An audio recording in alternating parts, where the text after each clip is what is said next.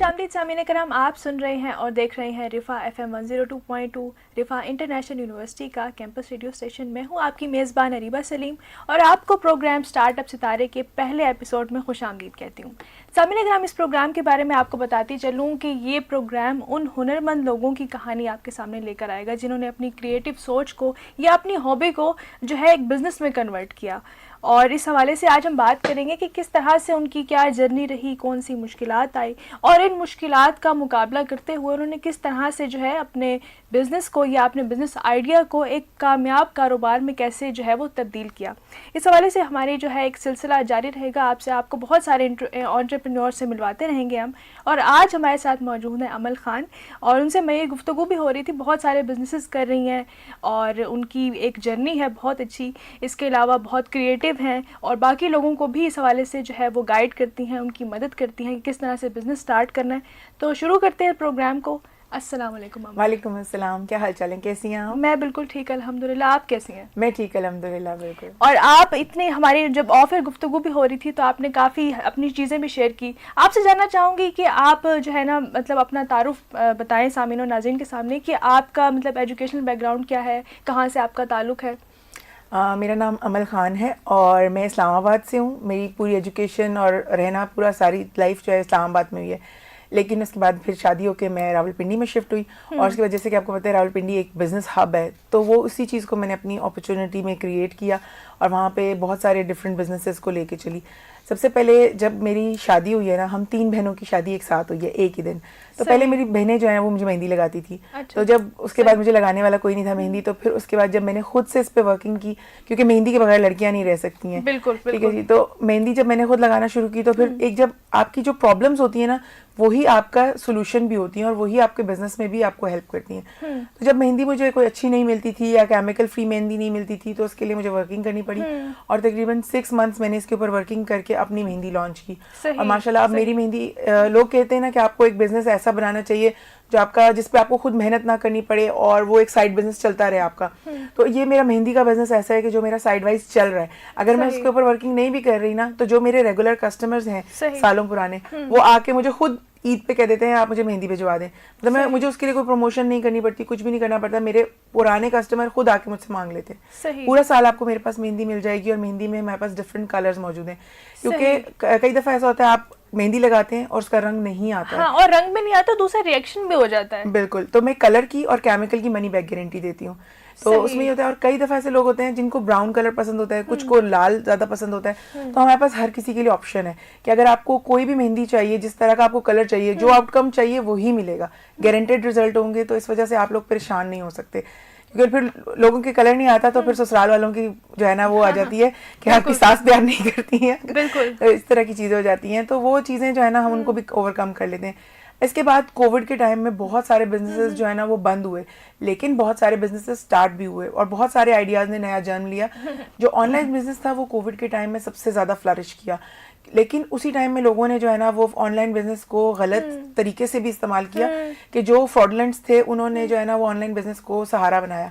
But आप लोगों के लिए जो देख रहे हैं सुन रहे हैं, आप लोगों के लिए एक बहुत जबरदस्त प्रो टिप है कि अगर आपने कभी किसी से शॉपिंग करनी है ना ऑनलाइन, तो आपको सबसे पहले उसके रिव्यूज देखने हैं, क्योंकि जो फ्रॉड पेजेस है ना उनके पास रिव्यूज आपको नहीं मिलेंगे, या जो फ्रॉड है उनके आपको कमेंट सेक्शन में लोग ऐसे मिलेंगे जो आपको उनके बारे में बता रहे होंगे। तो ये रिसर्च आपको खुद करनी पड़ेगी। तो ये चीज एक प्रो टिप है जिसको आप यूज करके आप ऑनलाइन फ्रॉड से बच सकते हैं। और फिर उसके बाद आप ये कहें कि ऑनलाइन सारे खराब होते हैं, लेकिन ऑनलाइन सारे खराब नहीं होते हैं। अगर आप अच्छे तरीके से छानबीन करके परचेजिंग करेंगे तो आपको कभी इस तरह का कोई प्रॉब्लम नहीं आएगा। तो इसके अलावा फिर मैंने पर्सनल शॉपर का काम शुरू किया। आप पूरी दुनिया में कहीं पे भी बैठे हैं, आप घर बैठे आप कुछ भी ऑर्डर कर सकते हैं। एक फ़ोन कॉल के ऊपर जो है ना मैं हाजिर हूँ। मुझे मेरी फ्रेंड्स कहती हैं कि अमल इज़ अ जीनी, उसको जो भी चीज़ बोलते हैं वो हमें अवेलेबल कर देती है। इसके अलावा जब आप खुद एक जर्नी में होते हैं ना तो आपके साथ बहुत सारे लोग जो है ना वो इंस्पायर हो रहे होते हैं, देख रहे होते हैं कि यार ये बंदी कर रही है तो शायद मैं भी इस तरह का कुछ कर सकती हूँ। तो कुछ लोग होते हैं वो अपनी फ़ायदे या चीज़ें शेयर नहीं करते हैं कि उनको लगता है कि यार हमारे साथ कंपटीटर बन जाएंगे। बट मेरा ये मानना है कि रिस्क अल्लाह ताला के हाथ में। बिल्कुल।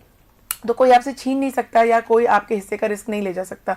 जो चीज़ आपके नसीब की है वो आपको मिलेगी और जो किसी और के नसीब की है वो उसको मिलेगी। तो अगर आप किसी को गाइड कर देते हैं, किसी को हेल्प कर देते हैं, उसमें आपका कुछ नहीं जाता। लेकिन ये हो सकता है कि उसको गाइड करने के चक्कर में वो आपको दुआ दे और वो दुआ आपके काम में आपको बेहतर तरीके से आगे ले जाए। तो ये सारी चीज़ें जो है ना बहुत ज़रूरी हैं। तो जब लोग मुझसे पूछते हैं तो मैं उन लोगों को गाइड ज़रूर करती हूँ। और अगर आप लोगों में से भी कोई अपना बिजनेस स्टार्ट करना चाह रहा है तो आप लोगों के पास एक ही क्वेश्चन है जो मैं हमेशा सबसे कहती हूँ, व्हाट इज़ योर हॉबी। आप अपनी हॉबी को अपने बिजनेस में कन्वर्ट करें तो आपका बिजनेस सक्सेसफुल होगा। और हमेशा इस चीज़ की मैं गारंटी देती हूँ कि अगर आपने अपनी हॉबी को बिजनेस में कन्वर्ट किया तो वो आपका बिजनेस कभी ठप नहीं हो सकता। अगर आपको बिजनेस से कुछ अर्न नहीं भी हो रहा ना तो आपको एटलीस्ट उसमें मजा जरूर आ रहा होगा। बिल्कुल। तो ये चीज़ जो है ना बहुत इंपॉर्टेंट होती है। बिल्कुल अमन, आपने बहुत अच्छी बात की है कि हॉबी को ही अगर बिजनेस में कन्वर्ट कर लिया जाए तो इससे तो अच्छी कोई बात ही नहीं है, क्योंकि आप काम भी कर रहे हैं और आपको उस काम करने के पैसे भी मिल रहे हैं। और इसके अलावा अगर हम देखें अमल, जिस तरह से आप बात करी थी कि ऑनलाइन बिजनेस में हमें अगर हम कोई भी परचेज़ करें हमें रिव्यू जो है वो चेक करना चाहिए, हमें देखना चाहिए कि लोग उसके बारे में जो है ना क्या जो है राय रखते हैं। तो ये बताइएगा कि ये तो यूज़र के एंड की बात हो गई, तो जो बिज़नेस कर रहा है या करना चाहता है उसको क्या मुश्किलात जो है फेस करनी पड़ती हैं, और ये जो ऑनलाइन बिजनेस होता है क्या इसमें टाइम के क्या कंस्ट्रेंट्स हैं और आपको क्या मुश्किल आई स्पेसिफिकली? सबसे ज़्यादा जो मतलब ये चीज़ है कि लोग कहते हैं कि 9 to 5 जॉब नहीं करनी, हमने अपना बिजनेस करना है। तो उन लोगों को सबसे पहले मैं एक ये रेड अलर्ट दे दूं कि भाई अगर आपने 9 to 5 नहीं करनी इस वजह से कि आप अपना टाइम नहीं देना चाहते हैं या अपनी मेहनत नहीं करना चाहते हैं, तो ऑनलाइन बिजनेस इज 24/7 वाला गेम है। आपको मतलब इसमें कभी भी कोई भी ऑर्डर आ सकता है और इसके लिए आपको बहुत स्ट्रगल करनी पड़ेगी। सबसे पहले आपके पास मेन चीज़ आ जाती है प्रोडक्ट सोर्सिंग, कि आपको प्रोडक्ट कहाँ से मिलेगा, कैसे मिलेगा और अच्छी कॉस्ट पे कहाँ से चीज़ मिलेगी, क्योंकि प्रोडक्ट्स के अंदर भी बहुत सारी क्वालिटीज़ आ जाती हैं। तो सबसे पहले जो है ना प्रोडक्ट हंटिंग बहुत ज़रूरी है कि आपने जो है ना प्रोडक्ट देखनी है कि आपने उस पर किस तरह लेनी है, कहाँ से लेनी है और कहाँ से आपको कम्पिटेटिवली प्राइस कम मिल रही है। उसके बाद जो दूसरी चीज़ आ जाती है उसको सेल कैसे करना है। आपकी सेलिंग की जो है ना स्ट्रैटेजी बहुत अच्छी होनी चाहिए, डिफरेंट होनी चाहिए, क्योंकि आपको लगता है ऐसा है कि आप जो चीज़ लेके बैठे हैं मार्केट में वो आप पहले हैं, लेकिन कहीं ना कहीं आपका कोई कंपटीटर ज़रूर होता है। अगर आप पहले भी है ना तो आपके साथ अगला कोई और उसी आइडिया को कैच करके आपका कंपटीटर बन सकता है। बट आपकी एक यूएसपी होनी चाहिए, unique selling point. USP is like unique selling point. तो आपके अंदर कुछ ऐसा यूनिक होना चाहिए जो किसी और के अंदर नहीं है। तो हर बंदे के पास ऐसी कोई एक यूनिक चीज़ होती है। जस्ट लाइक आपके थंब के इंप्रेशंस जो है ना डिफरेंट है ना, तो हर बंदे के अंदर कुछ ना कुछ ऐसा यूनिक, कुछ ना कुछ डिफरेंट होता है। तो वो बस आपको वो एक यूनिक चीज़ निकालनी है। अब लाइक मेरा यूनिक सेलिंग पॉइंट ये है कि मैं एक क्लिक अवे हूँ। आपने मुझे काम बोला है ना तो वो काम आपका हो जाएगा। मैं कभी भी किसी भी कस्टमर को किसी भी चीज़ के लिए ना नहीं करती हूँ। अगर किसी ने कोई चीज़ डिमांड की है ना तो उसकी डिमांड ऐसे नहीं है कि वो हो गई। उसने अगर नेट पे तस्वीर देखी है, उसके माइंड में कोई चीज़ है ना, वो चीज़ होगी अवेलेबल, और अगर वो अवेलेबल नहीं है तो वो मैं अवेलेबल कर दूंगी। ये चीज़ मुझे पता है, क्योंकि इसी के लिए मैंने अपने कॉन्टैक्ट्स में, आपके कॉन्टैक्ट्स बहुत ज़रूरी होते हैं। आपने जो है ना अपने साथ किसी को भी छोटा या बड़ा नहीं समझना।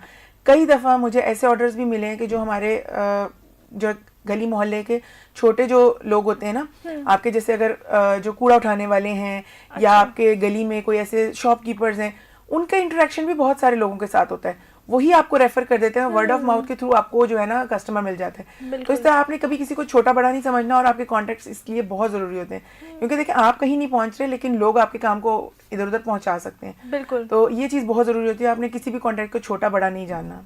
सही। अच्छा, जैसे कि आप बता रही हैं कि वाकई वर्ड ऑफ माउथ की अपनी एक अहमियत है और इससे ये आपकी ज़्यादा आप जो है ना आपका सर्कल वाइड हो सकता है। तो ये बताइएगा कि अगर कोई खातून बैठी हुई है घर पे और उसको अगर अच्छा खाना पकाना आता है या उसमें कोई भी ऐसा टैलेंट, कोई क्रिएटिव स्किल्स उसके पास मौजूद है, तो किस तरह से करें? क्योंकि हमें ऐसा लगता है कि ये एक बहुत मुश्किल काम है, हम बिज़नेस करेंगे, हमें जो है बहुत सारे रिसोर्सेज चाहिए। तो इस हवाले से बताइएगा कि कोई भी खातून है या कोई भी ऐसा क्रिएटिव बंदा है या बंदी है, वो किस तरह से बिजनेस स्क्रैच से स्टार्ट कर सकती है? आपकी क्या सजेशन होंगी? बिल्कुल, लोगों को ये लगता है कि बिजनेस स्टार्ट करना जो है ना वो बहुत मुश्किल है, इसमें बहुत पैसे चाहिए, ये चीज़ें जो है ना, मतलब वो चीज़, ये एक्सक्यूजेस आ जाते हैं कि आपको बहुत पैसे चाहिए। आपको बिल्कुल भी कोई पैसे नहीं चाहिए। फ़ोन आपके हाथ में हर टाइम होता है, हर बंदे के पास फ़ोन है, ऐसा नहीं है कि किसी के पास नहीं होगा। आपके पास फ़ोन पे इंस्टाग्राम, फेसबुक, ये सोशल मीडिया जो है ना, ये अब आपका एक समझे फ्री का आपका एक हब है जिसके अंदर आप अपनी मार्केटिंग कर सकते हैं, सब कुछ कर सकते हैं। थोड़ा सा टाइम लगता है, यूट्यूब पे हर चीज़ अवेलेबल है। अगर किसी को कुकिंग का शौक है वो अपनी कुकिंग की स्किल्स को यूट्यूब से देख के जो है वो पॉलिश कर सकता है। मेरी सिस्टर ने खुद जो है अपने सोशल मीडिया मार्केटिंग को जो है ना वो इसी तरह काम शुरू किया और इसको पॉलिश किया। अब लोग ये होते हैं, वो कहते हैं उसमें तो बहुत महंगे महंगे कोर्सेज आ जाते हैं, 1,00,000 1.5 लाख के, इस तरह हो जाता है, उस तरह हो जाता है। यूट्यूब पे सब कुछ फ्री में अवेलेबल है। कोई चीज़ भी आप करना चाहते हैं, कोई चीज़ भी सीखना चाहते हैं, हर चीज़ का कोर्स यूट्यूब पे अवेलेबल है। कोई आपको पेड कोर्स मिल रहा है ना 1,00,000 1.5 लाख का, उसका भी किसी ने कॉपी करके यूट्यूब पे डाला हुआ होगा। वो आप चेक करें, आपको मिल जाएगा। ढूंढने से तो खुदा मिल जाता है, ये तो एक कोर्स है। बिल्कुल तो सही वो बात आपको आराम से कोई भी चीज़ मिल जाएगी, आप वहाँ से सीखें, यूट्यूब से फ्री में सीखें, सोशल मीडिया बनाना सीखें, सोशल मीडिया बनाएं, उसके ऊपर अपनी चीज़ें पोस्ट करें। समटाइम्स लोग कहते हैं हाँ हम लोगों को ये चीज़ आती है, मतलब फूड में अगर जो आप काम कर रहे हैं, कहते हैं खाना बना रहे हैं, बेचें कैसे, आप पहला फोकस रखें ही नहीं बेचने पे। पहला जो फोकस है ना वो आप अपने शौक के लिए कर रहे हैं ना, अपने घर वालों के लिए खाना तो बना ही रहे हैं, उसके छोटे छोटे क्लिप्स आपने बना के डालने हैं। अब मैं आपको सबसे पहले एक एग्जांपल दूंगी। आप मरियम परवेज जो हमारी एक इन्फ्लुएंसर है, उन्होंने कहाँ से स्टार्ट किया, उन्होंने अपने घर में शौक में अपने बच्चों के लिए जो कुकिंग कर रही हैं उसकी वीडियोस डाली, ठीक है, अपने बच्चों के लिए जो चीज़ें कर रही हैं, घर में जो अपने हल्की फुल्की चीज़ें चल रही हैं उनकी वीडियोस डालना शुरू की। जब उनका एक सर्कल बिल्ड हो गया, ऑनलाइन प्रेजेंस बन जाती है, उनकी एक ऑनलाइन प्रेजेंस बन गई, उनको देखने वाले, उनको चाहने वाले बन गए।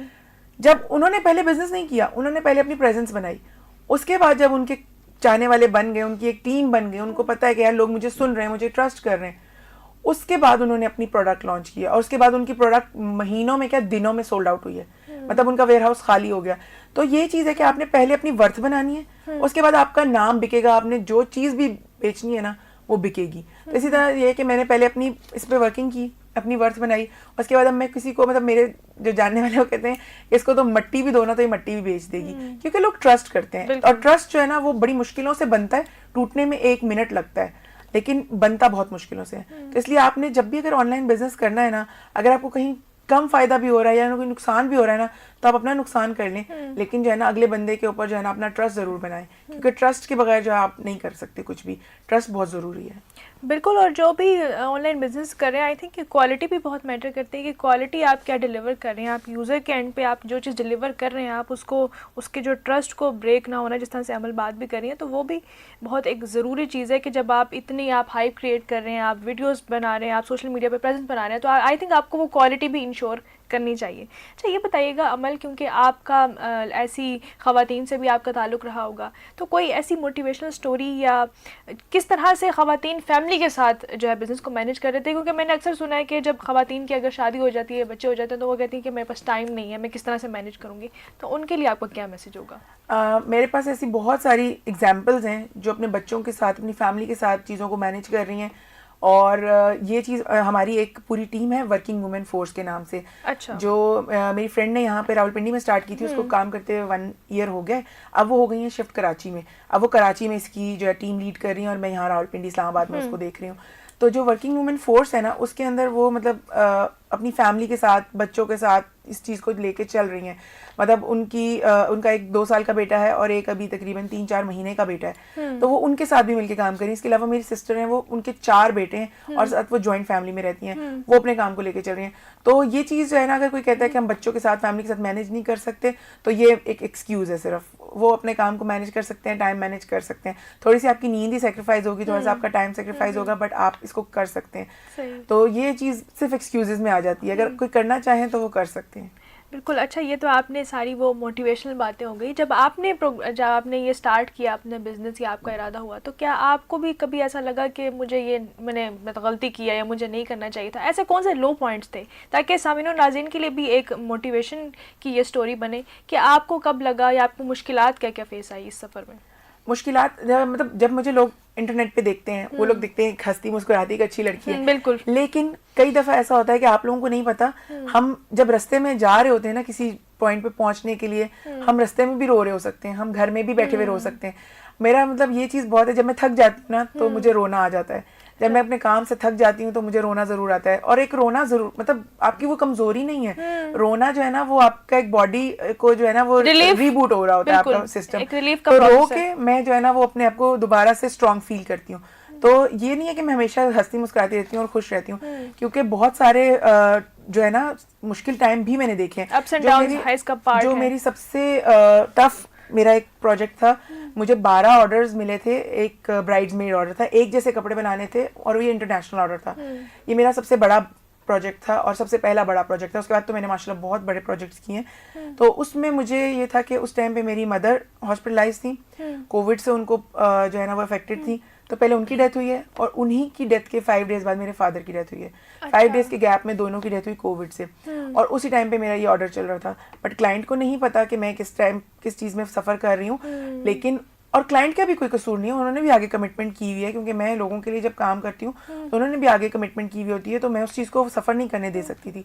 तो मैंने अपनी उस चीज़ों को, अपनी ग्लूम को साइड पे रख के उस काम को, उस प्रोजेक्ट को पूरा किया, क्योंकि काम जो है ना वो ज़रूरी है। और सबसे जो आपको मैं मज़े की चीज़ बताऊँ ना, अगर आप बैठ जाते हैं ना और आप उस चीज़ को, स्ट्रेस को लेके फोकस कर रहे होते हैं उस पर, तो आप ज़्यादा स्ट्रेस फील करते हैं। अगर आप अपने आप को काम में, चीज़ों में बिजी कर लेंगे ना, तो आपको वो दुख और वो सी चीज़ें जो है आपके माइंड से निकल जाएंगी। आप अपने आप को इतना बिजी कर लें अपने काम में, आपको दुख या तकलीफ या कोई भी जो लोग बातें कर रहे हैं, वो आपको फर्क ही नहीं पड़ेगा उनसे, क्योंकि जो है ना लोग तो बातें करते हैं, आपको पता है सब जो है ना। अगर आप काम कर रहे हैं ऑनलाइन या कुछ भी कर रहे हैं, तो सबसे पहले तो लोगों का क्वेश्चन आ जाता है कितना कमा लेती हो, और सबसे मेन चीज़ आ जाती है कितना कमा लेती हो। लोगों को लगता है कि अर्निंग जो है ना वो सिर्फ मनी फॉर्म में होती है। मेरे लिए अर्निंग जो है ना वो मनी फॉर्म में नहीं है। मेरे कॉन्टैक्ट्स भी मेरी अर्निंग है, मेरी गुडविल भी मेरी अर्निंग है, मेरा नाम जो ग्रो कर रहा है वो मेरी अर्निंग है।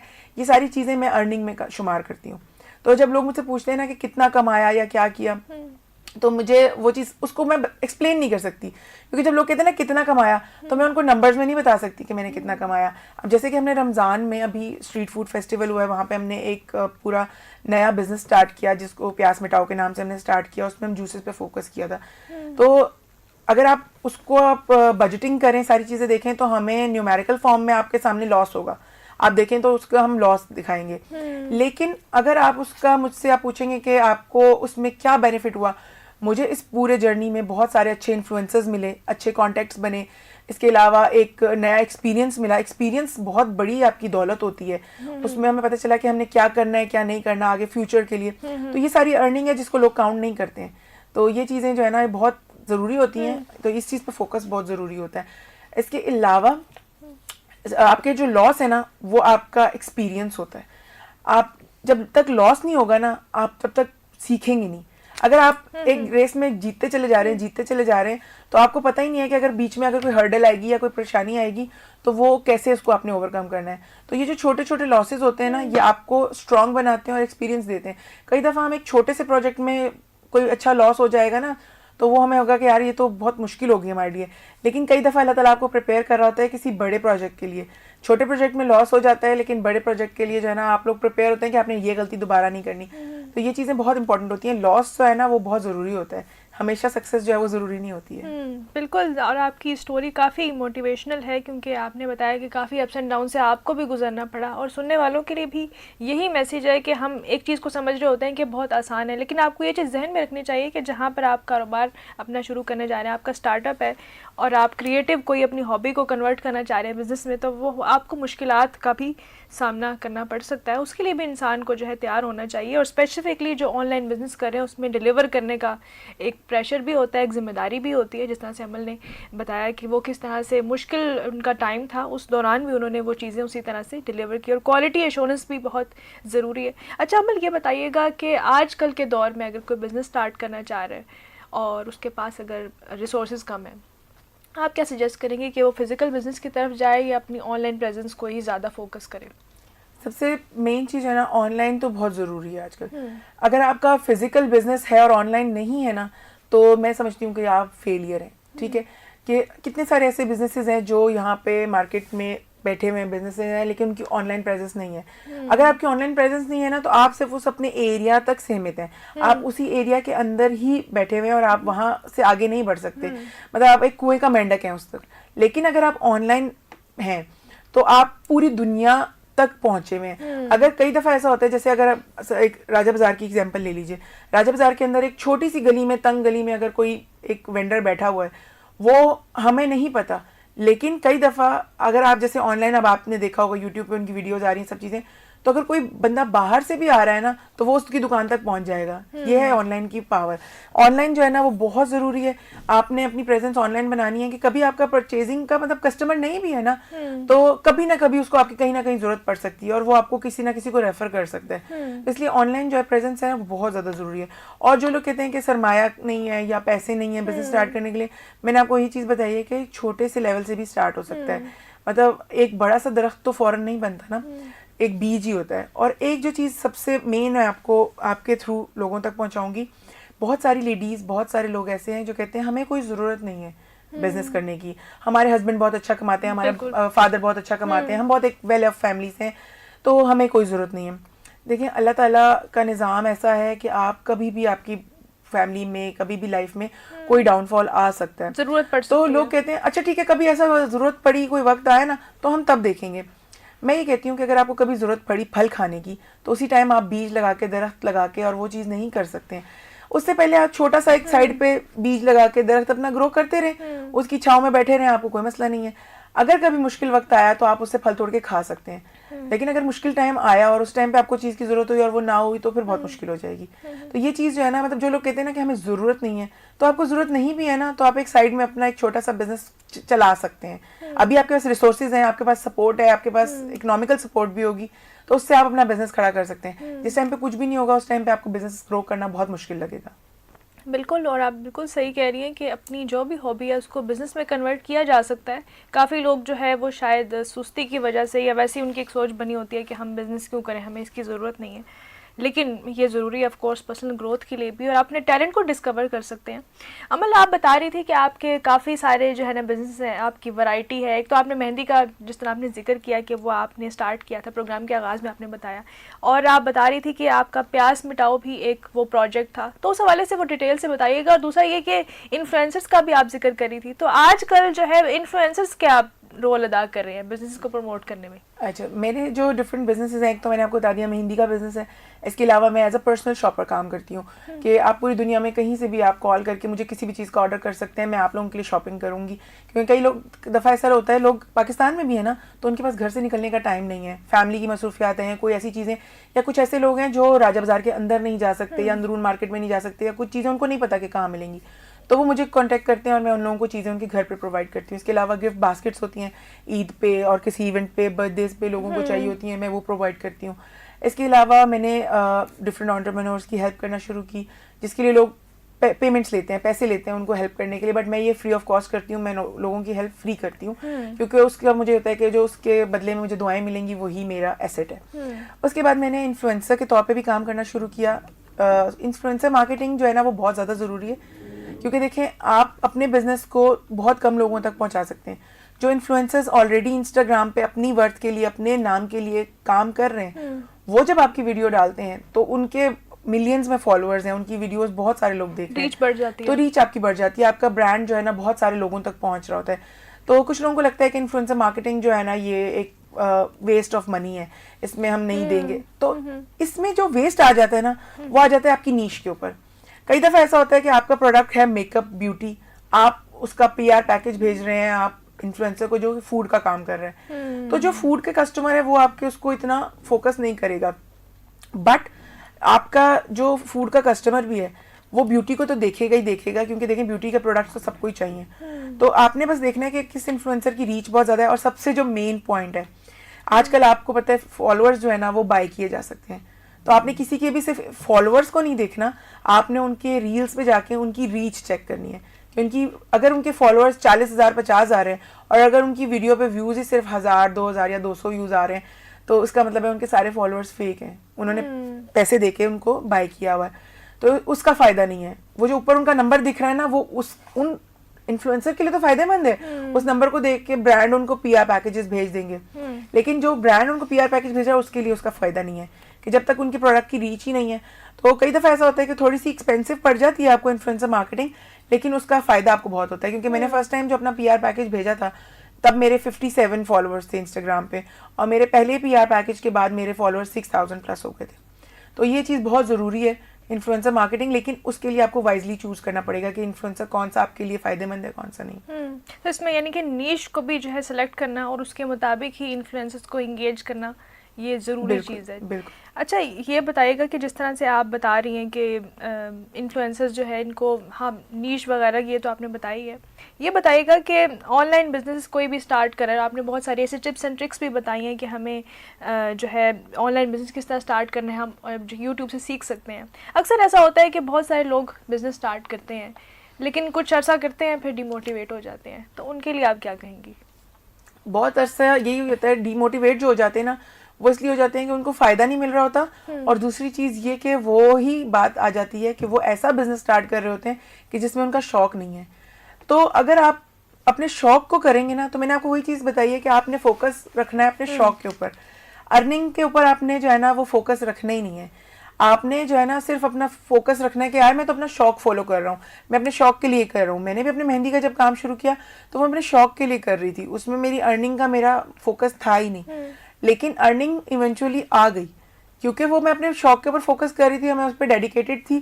तो वो चीज़ मैं अपने यूट्यूब पे और उस पर फेसबुक पे अपलोड कर रही थी, मेहंदी के डिज़ाइन लगा रही थी अपने हाथ पे, अम्मी के घर वालों के हाथ पे प्रैक्टिस कर रही थी। तो वो सारी चीज़ है। तो जब तक आप अगर अपने शौक को नहीं फॉलो कर रहे ना, तो फिर आप डिमोटिवेट हो सकते हैं। लेकिन वही बात है कि अगर आप अपना शौक ही फॉलो कर रहे हैं और उसमें आपको मज़ा आ रहा है, तो आप कभी भी डिमोटिवेट नहीं होंगे। जैसे लाइक मैं शॉपिंग करती हूँ लोगों के लिए, तो उसमें अभी जो मेरी रमज़ान की रूटीन थे ना, उसमें आप यकीन माने कि मैंने, अगर हम लोग सुबह 6 बजे 7 बजे घर जा रहे हैं ना वापस सहरी के बाद, तो उसके बाद मुझे 10 बजे 11 बजे कहीं निकलना पड़ता है, क्योंकि देखें रमज़ान में तो मार्केट जल्दी खुल के फिर जल्दी बंद भी हो जाती है, और मुझे अफ्तारी के टाइम जो है वो वापस अपने स्टॉल पे भी पहुंचना है। तो 10 बजे 11 बजे मुझे उठ के जाना भी है। तो पिछले कोई तकरीबन महीने में जो है ना मेरी टोटल हर दिन की 3-4 घंटे की नींद है टोटल। तो वो चीज़ बहुत ज़रूरी होती है। लेकिन उसमें मुझे जो है ना मज़ा आ रहा था, मेरा शौक था, तो मैं उसमें कभी भी थकती नहीं थी। तो वो चीज़ मज़ा आता है उसको काम करने में, तो फिर मैं कभी भी उसको गिव अप नहीं करूँगी, क्योंकि वो मुझे मज़ा भी आ रहा है और लड़कियों का शौक होता है शॉपिंग। तो कई लोग ऐसे हैं जो करना चाहते हैं, वो कहते हैं हम इस बिज़नेस में आना चाहते हैं। तो मेरा आईडी हमेशा ओपन है, मैं हमेशा लोगों को गाइड करने के लिए अवेलेबल होती हूँ। तो जो भी मेरे पास आता है मैं उनको प्रॉपर पूरा गाइडलाइन देती हूँ कि आप इस बिज़नेस को इस तरह स्टार्ट करेंगे और इस तरह करेंगे। तो उनके कहीं पे अप डाउन आ रहे होते हैं, या अगर वो डीमोटिवेट भी हो रहे होते हैं ना, तो मैं उनको फिर जो है ना वो ट्रैक पे रखती हूँ। तो ये चीज़ है कि अगर आप डिमोटिवेट हो रहे हो या अगर ऑलरेडी बिजनेस कर रहे हैं, तो आप मुझे कांटेक्ट करें, तो आपकी मोटिवेशन को हम वापस ले आएंगे। सही। और आप अपने वो बिज़नेस का प्यास मिटाओ के हवाले से भी आप डिटेल से बताइए, और ये भी बताइएगा कि आप जिस तरह वैरायटी ऑफ आपने बिज़नेस स्टार्ट किए, तो क्या एक बंदा जो है वो एक से ज़्यादा बिज़नेस कर सकता है? आपका इस हवाले से क्या तजर्बा रहा है? एक से ज़्यादा बिजनेस जो है ना करना बहुत मुश्किल है, बट ज़रूरी है। क्योंकि आप ये कि एक ही बिजनेस के ऊपर आप रिलाई नहीं करें, आपने जो एग्स होते हैं ना उनको डिफरेंट बास्केट्स में रखें। तो ये एक समझदारी है कि एक जगह से आपको आ रहा है नहीं आ रहा, तो वो चीज़ है। अब जैसे मेहंदी का बिजनेस है, वो दैट इज सीजनल, वो आपको उसी सीजन में सिर्फ जो है ना ज़्यादा प्रॉफिट देगा। चांद रात पे सबसे ज़्यादा उसका बिजनेस होता है, वो आपको आपकी पूरी महीने की साल की एवरेज निकाल देता है। तो एक वो चीज़ अलग से होती है। गिफ्ट बास्केट्स वगैरह का भी सीजन होता है। अब जो प्यास मिटाओ हमने स्टार्ट किया था, ये जो हमारी जर्नी थी हमने 3 डेज़ के अंदर स्टार्ट की। रमज़ान स्टार्ट होने से 3 डेज़ पहले हमने जो है इसका प्लान किया और इसको हमने एग्जीक्यूट किया। 3 दिन के अंदर अंदर हमने भाग दौड़ की, सारी वर्किंग की। क्योंकि जो रमज़ान स्ट्रीट फूड फेस्टिवल यहाँ पे स्टार्ट हुआ था ना, इसमें डिफरेंट बिजनेसेस थे जो करतारपुरा से आए थे। करतारपुरा को बिल्कुल डिमोलिश कर दिया गया था और वो सारे बिजनेसेस यहाँ आए थे। तो उन बिजनेसेस में हमने जब जाके डिटेल में सर्च किया कि कितना यहाँ पे क्या स्कोप है, क्या कुछ हो सकता है, तो वहाँ पे सारे मुरगन खाने थे, लाइक निहारी थी, पाए थे, हर चीज़ थी। शेक्स एंड जूसेस वगैरह का किसी ने नहीं अभी तक सोचा था। तो हमने कहा चलो फिर हम इस चीज़ को करते हैं। तो ये आपने वो गैप हमने फिल किया, और उस गैप को जब हमने कवर किया तो उसी ने हमें प्रॉफिट दिया। यही चीज़ है, वही आपको बता रही हूँ कि एक प्रॉब्लम होती है, उस प्रॉब्लम का जब हम सोल्यूशन निकालते हैं ना, उसको हम अपने बिजनेस में कन्वर्ट कर देते हैं, और वो हम प्रॉब्लम सॉल्विंग जो है ना वो हमारा बिजनेस बन जाता है। तो उसमें हमने जो है ना, जब पूरी टीम थी हमारी, 2-3 में पार्टनर्स थे, तो उनमें से ही एक पार्टनर ने इसका नाम सजेस्ट किया कि हम इसका नाम प्यास मिटाओ रख सकते हैं। प्यास मिटाओ फ्रेश हो जाओ, हमारा उसका ब्रांड का नेम था। और जितने लोग आए वहाँ पे उनको चाय, लस्सी और ये सारी चीज़ें बहुत पसंद आई। मतलब जो हमारी पूरी टीम थी, उस पर हमारे शेफ्स थे, उन्होंने फूड बहुत अच्छा प्रोवाइड किया, हमारी चीज़ों की क्वालिटी बहुत ज़बरदस्त थी। हमने प्रॉफिट के ऊपर फोकस ही नहीं किया। हमने कहा इस एक मंथ में हमने अपनी वर्थ बनानी है, और उसके बाद हमने जब नेक्स्ट इसको कहीं लॉन्च करना है तो लोगों को पता होगा कि ये ब्रांड जो है ये क्वालिटी ही प्रोवाइड करेगा। तो अब इंशाल्लाह अब हम इसके ऊपर वर्किंग कर रहे हैं। तो इंशाल्लाह जब ये हमारा ब्रांड लॉन्च होगा तो हमारे पेज पे आप लोगों को अपडेट्स मिलेंगी। प्यास मिटाओ का पेज भी है, उस पर आपको पता चलेगा कि कहाँ पे हम इसको दोबारा लॉन्च कर रहे हैं। और जो लोग अभी रह गए रमज़ान में ट्राई करने से, वो लोग ज़रूर, आप भी ज़रूर आइएगा। और हमारा प्यास मिटाओ का जो मिर्ची मटका है ना, वो बहुत ज़्यादा स्पेशल है, आप उसको ज़रूर ट्राई कीजिएगा। सही। और अमल, आपसे गुफ्तगू जारी है और मुझे तो बहुत अच्छा भी लग रहा है आपसे गुफ्तगू करके। आपकी इतनी मोटिवेशनल स्टोरी है और आप इतने अरसे से काम कर रही हैं, आप एंटरप्रेन्योर्स को गाइड भी कर रही हैं, लोगों को मोटिवेट भी कर रही हैं। और हमारे प्रोग्राम का वक्त क्योंकि मुख्तसर है, आपसे जानना चाहूँगी कि जाते जाते आप उन ख़वातीन को या कोई क्रिएटिव जो लोग हैं जो बिज़नेस करना चाह रहे हैं लेकिन शशोपंच में मुब्तला हैं कि कैसे करें या ना करें, उनके लिए आपका क्या पैगाम है जाते जाते?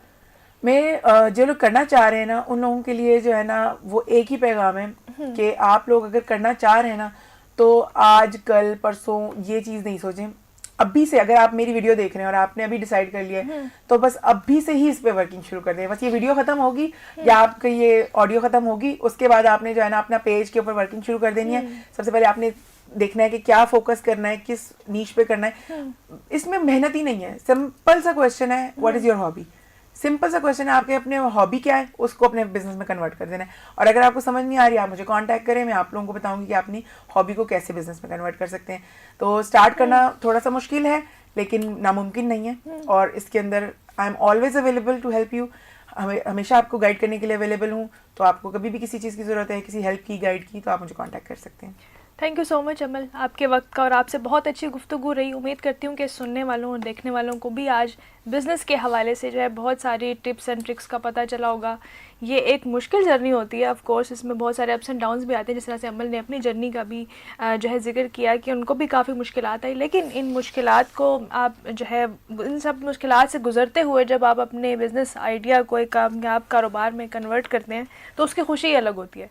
और जिस तरह से अमल ने मुझे एक बहुत अच्छी बात लगी कि वो कह रही है कि एसेट्स या आपकी जो भी इनकम है वो सिर्फ आपके डिजिटल नंबर्स में नहीं होती, वो आपके कॉन्टैक्ट्स भी हो सकते हैं, वो आपकी सोशल मीडिया प्रेजेंस भी हो सकती है।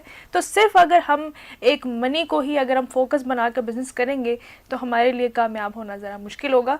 तो इस हवाले से आप अपनी हॉबी जो है उसको ज़रूर आप परसू करें। जो भी आपकी हॉबी है, जो भी काम आपको पसंद है करना, वो आप बिज़नेस में कन्वर्ट कर सकते हैं। और हमारे पास बहुत सारी ऐसी सक्सेसफुल स्टोरीज़ हैं और आज स्टूडियो में हमारे साथ एक सक्सेसफुल स्टोरी आपके सामने हम लेकर आए, उनकी कहानी आपके सामने लेकर आए अमल खान की। और उम्मीद करती हूँ कि आपको अमल की स्टोरी से जो है वो कुछ नया जानने को मिला होगा बिज़नेस के हवाले से कि बिज़नेस किस तरह से स्टार्ट करना है, क्या क्या चीज़ें ज़रूरी हैं। तो उम्मीद करती हूँ सामीन कराम कि आज का एपिसोड आपको बहुत पसंद आया होगा। आपसे भी मुलाकात होगी स्टार्टअप सितारे के किसी और एपिसोड में। तब तक के लिए अपनी मेज़बान अरीबा सलीम को दीजिए इजाज़त। अल्लाह हाफिज़।